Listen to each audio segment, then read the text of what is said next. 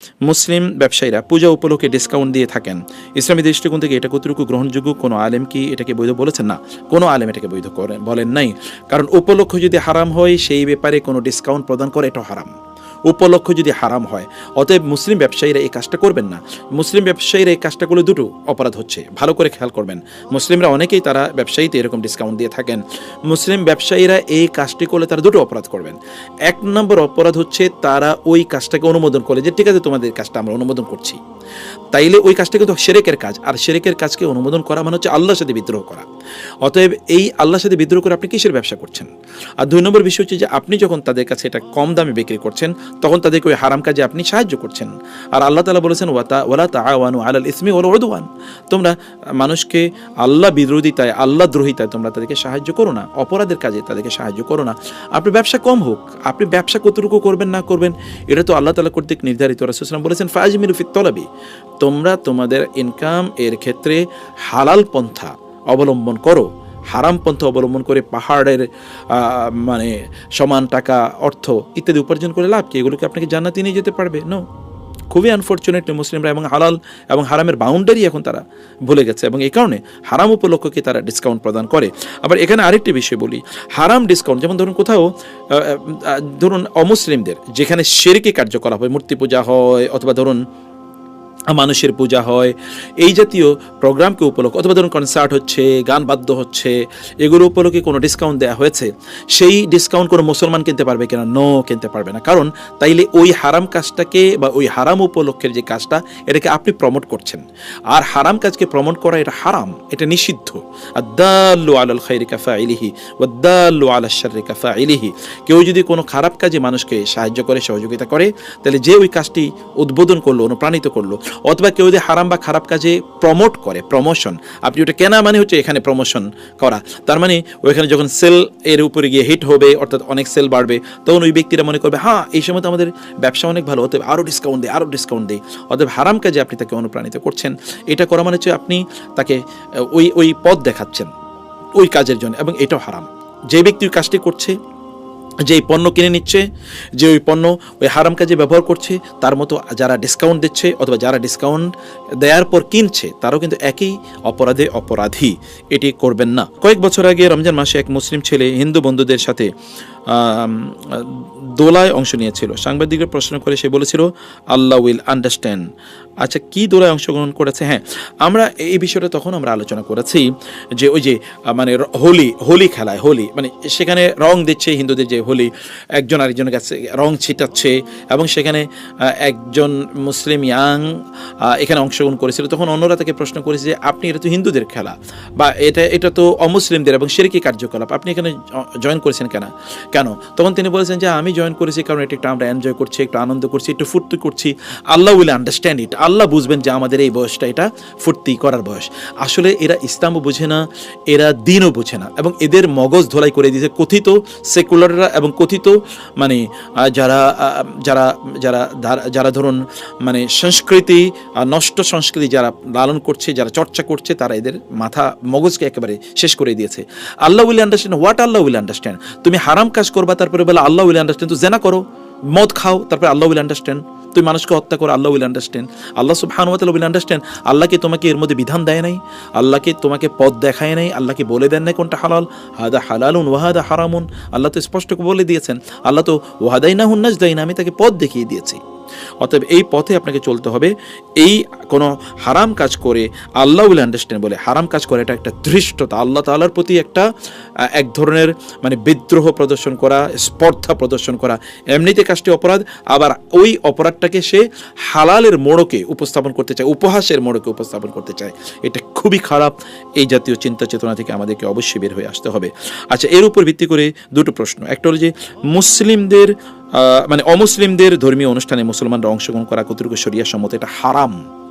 অমুসলিমদের কোনো ধর্মীয় অনুষ্ঠানে যেখানে শিরক হয়, কুফরি হয়, যেখানে আল্লাহ তাআলার বিরোধিতা হয়, আল্লাহর দ্বীনের বিরোধিতা হয়, এই জাতীয় কোনো আয়োজনে মুসলমানদের অংশগ্রহণ করে এটাকে সাপোর্ট করা, এটাকে পাহারা প্রদান করা, ইত্তকার করা, পুরোটাই হারাম।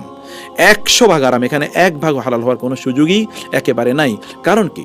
1 নম্বর কারণ হচ্ছে যে আপনি যখন এখানে যখন আপনি অংশগ্রহণ করেন, তখন আপনি অনুমোদন করলে যে হ্যাঁ এই কাজটাতে আমি মানে আমি এটাকে অনুমোদন করছি বা আমি এটাকে মেনে নিচ্ছি বা এটার ব্যাপারে আমার কোনো অভিযোগ নাই, অথচ আল্লাহর সাথে আল্লাহ তাআলা বলেছেন যে লোকেরা তাকাদুস সামাওয়াতু ইয়াতাফাত্তারনা মিনহু ওয়া তানশাক্কুল আরদু ওয়া তাখিরুল জিবালু হাদ্দা আন দাউ লিররহমানি ওয়ালাদা।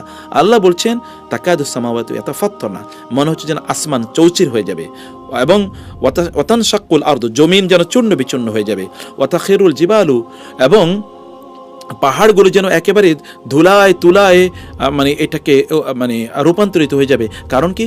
আন্দাউল রহমানি ওয়ালাদা, কারণ তারা আল্লাহর সাথে শিরক করছে, বলছে যে আল্লাহ সন্তান আছে। এই কারণে এগুলো কাঁপতে থাকে, আসমান কাঁপতে থাকে, জমিন কাঁপতে থাকে, পাহাড় কাঁপতে থাকে। আল্লাহ তাআলা বলছেন, আর আমরা ওইখানে যাচ্ছি সেগুলো দেখার জন্য, অথবা সেগুলো সাপোর্ট দেওয়ার জন্য, সেগুলো পাহারা দেওয়ার জন্যে, অথবা সেগুলো উপভোগ করার জন্যে। এটা মানে কি আমি এটাকে অনুমোদন করছি? আর আপনি জানেন যে ঈমানের অন্যতম প্রধান দাবি হচ্ছে খারাপকে কি করা, বাধা দেয়া বা নিষেধ করা, অথবা সেটাকে অন্তর থেকে ঘৃণা করা। কোনো মানুষ যদি সেখানে যায় এবং সেটাকে সে মানে এনজয় করে বা সেটাকে দেখে, এবং তার অন্তরে এর ব্যাপারে কোনো মানে ঘৃণা থাকে না, ক্ষোভ থাকে না, ক্রোধ থাকে না, এবং ইব্রাহিম আলাইহিস সালামের মতো এরকম এর প্রতি তার মানে ইয়ে থাকে না, মানে বিদ্রোহ থাকে না, তাইলে তো ওইটাকে অনুমোদন করলো। আর আপনারা জানেন আল্লাহ রাসূল সাল্লাল্লাহু আলাইহি ওয়াসাল্লাম বলেছেন, ওয়ালাইসা ওয়ারাআ যালিকা মিসকাল হাব্বাত মিন খারদাল মিন ঈমান, কেউ যদি কোনো অন্যায় দেখে এর ব্যাপারে হাত দিয়ে প্রতিরোধ না করে, মুখ দিয়ে প্রতিরোধ না করে, অথবা অন্তর দিয়ে ঘৃণা না করে, তাইলে ওই ব্যক্তির ঈমানই নাই। এর পেছনে আর ঈমানের এক সরিষা বিন্দু ঈমান নেই, আল্লাহ রাসূল সাল্লাল্লাহু আলাইহি ওয়াসাল্লাম বলেছেন। ফলে যারা এগুলোতে অংশগ্রহণ করে তাদের ঈমান কই? আল্লাহ রাসূল বলেছেন সেখানে ঈমান নাই সাল্লাল্লাহু আলাইহি ওয়াসাল্লাম, অথচ তিনি এটা বাধা দেওয়ার কথা ছিল, বিরোধিতা করার কথা ছিল। এবং 2 নম্বর বিষয় হচ্ছে যে ওমর রাদিয়াল্লাহু তাআলা বলেছেন, যখন এখানে শিরক হয় তখন ওইখানে আল্লাহর গজব পড়তে থাকে, ফলে যারা ওইখানে যাচ্ছে তারা সবাই আল্লাহর গজবের উপযুক্ত হয়ে যাচ্ছে। আপনারা এগুলোতে অংশগ্রহণ করার কোনো সুযোগ নাই। এরপরে ঈমানের উপর কী প্রভাব পড়বে আমরা বলেছি। তখন তো আপনি এটাকে হারাম মনে করবেন না, তখন মূর্তি পূজাকে আপনার কাছে স্বাভাবিক মনে হবে, গান বাদ্যকে আপনাকে একেবারে স্বাভাবিক মনে হবে, এবং এগুলোকে আপনি বলবেন না তা মানে তখন হবে কি আপনার ওই যে মানে যেটাকে আমরা বলছি যে ধর্মনিরপেক্ষ, তখন আমি ধর্মনিরপেক্ষ, আমি আল্লাহরেও মানি না, আবার সরস্বতী, দুর্গা, কালী, অথবা ধরেন যীশু খ্রিস্ট, অথবা ধরেন ওই যে কি বলে না এটাকে মানে গৌতম বুদ্ধ, এরকম আপনার কাছে সব তখন একই মনে হবে। সমস্যা কি? আমরা আল্লাহর ইবাদত করি, ওরা এটার পূজা করে, কোনো সমস্যা নেই। অথচ আল্লাহ রাসূল সাল্লাল্লাহু আলাইহি ওয়াসাল্লাম বলেছেন, আল্লাহ তাআলা আমাকে পাঠিয়েছেন আমি যেন মানে মূর্তির বিরোধিতা করি এবং মূর্তি যেন ভেঙে ফেলি। ইব্রাহিম আলাইহিস সালাম ভেঙে ফেলেছেন, ঈসা আলাইহিস সালামও যখন আবার আসবেন তখন তিনি সব ক্রসগুলো তিনি ভেঙে ফেলবেন। আমরা বলছি না যে আপনার মূর্তি ঘরে ঢুকে মূর্তি ভেঙে ফেলুন, অথবা অন্যদের পূজার আসরে অথবা তাদের উপাসনা আলোয় গিয়ে সেগুলো ভেঙে ফেলুন, সেটা আমরা বলছি না। কিন্তু আপনি সেখানে ঈমানের যদি ছিটে ফোটো আপনার মধ্যে থাকে, সেখানে আপনি যাওয়ার কোনো সুযোগ আপনার মধ্যে নাই। আচ্ছা, বলেছেন যে পূজার সময় জাদুকররা নতুন করে জাদু শুরু করে বলে শোনা যায়। এই পরিস্থিতিতে মুসলমানদের সকাল সন্ধ্যা মাসনুন আমল এবং দোয়াগুলো কতটা গুরুত্বপূর্ণ। সুবহানাল্লাহ, সকাল এবং সন্ধ্যার দোয়াগুলো আপনার জন্য শিল্ড মানে হচ্ছে একটা চারিদিকে দুর্গ তৈরি করে দেবে আপনার। যারা সকাল এবং সন্ধ্যার দোয়া করেন তাদের চারিদিকে দুর্গ তৈরি হয়ে যায় এবং তারা বিপদে পড়ে না। আমি ব্যক্তিগতভাবে সকাল এবং সন্ধ্যার দোয়া যেই দিন মনোযোগ দিয়ে পড়েছি ওই দিন আল্লাহর রহমতে কোনো বিপদ হয় নাই, আর যেই দিন মনোযোগ দিয়ে পড়িনি ওই দিনই বিপদ হয়েছে। এবং আমার ব্যক্তিগতভাবে একবার আমি সন্ধ্যায় ওই যে আউযু বিল্লাহি ওয়া কুদরাতি মিন শাররি মা আজিদু ওয়া হাদির, অথবা ধরুন বিসমিল্লাহিল্লাযী লা ইয়াদুররু মা ইসমিহি শাইউন ফিল আরদি ওয়া লা ফিস সামাই ওয়া হুয়াস সামিউল আলিম, এই যে এরকম যে দোয়াগুলো, এরকম একবার আমি সন্ধ্যায় এরকম দোয়াটা পড়লাম না। তো এটা যখন আমি পড়লাম না তখন কি হয়েছে যে আমি একবার বিপদে পড়ে আমার কিন্তু পা ভেঙে গেছে, তাই না? এটা হতে পারে। আপনি সেই কারণে রাসূলুল্লাহ সাল্লাল্লাহু আলাইহি ওয়াসাল্লাম যে দোয়াগুলো আমাদেরকে শিখিয়ে দিয়েছেন সেই দোয়াগুলো আমাদের সকাল এবং সন্ধ্যায় এগুলো আমাদের পড়া দরকার। এটা চারিদিকে আমাদের দুর্গ তৈরি করে দেবে ইনশাআল্লাহ। কালী পূজার সময় জবাই করা ছাগল সম্পর্কিত প্রশ্নগুলো। হিন্দুদের কালী পূজার সময় বলি দেয়া ছাগলের মাথা অথবা অংশ বিশেষ বাজারে বিক্রি হয়। কোনো মুসলিম যদি না জেনে সেই অংশ কিনে খেয়ে ফেলে তাহলে কি সেটা হালাল হবে কিনা? যদি জেনে শুনে কেউ সেই কালী পূজার জন্যে বলি দেয়া পশুর মাংস খায় তাহলে শরীয়তের দৃষ্টিতে তার হুকুম কি? এই ধরনের পরিস্থিতি সাধারণ মানুষ হিসেবে আমাদের করণীয় কি? কেউ যদি খাওয়ার পরবর্তীতে জানতে পারে যে এটি পূজায় বলি দেয়া ছাগলের মাথা মাংস, তাহলে তার জন্য করণীয় কি? এক নম্বর বিষয় হচ্ছে যে এই জাতীয় যেগুলো ওমা উহিল্লা লিগাইরিল্লাহি বিহি, যেগুলো আল্লাহ ছাড়া অন্য কারোর জন্য জবাই করা হয়েছে, এগুলো হারাম। এগুলো গ্রহণ করা শুকরের মাংস গ্রহণ করার মতো। অতএব শুয়োরের মাংস খেলে যা হয় তা হবে।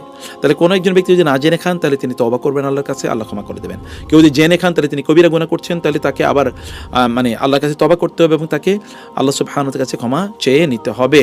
আর এগুলোকে যদি এমনিতে কেউ অবহেলার দৃষ্টিতে দেখে তাতে কি আসে যায়, আমি এটা করলামই, এমন যদি কেউ মনে করে, তাহলে এই জাতীয় ব্যক্তিরা তারা এমন একটা অবস্থায় থাকবে যে এই জাতীয় ব্যক্তিরা তারা তাদের ঈমানই হারিয়ে ফেলবে। এবং আল্লাহ তাআলা আমাদেরকে এই সমস্যা থেকে আল্লাহ আমাদেরকে রক্ষা করুন, আল্লাহুম্মা আমিন।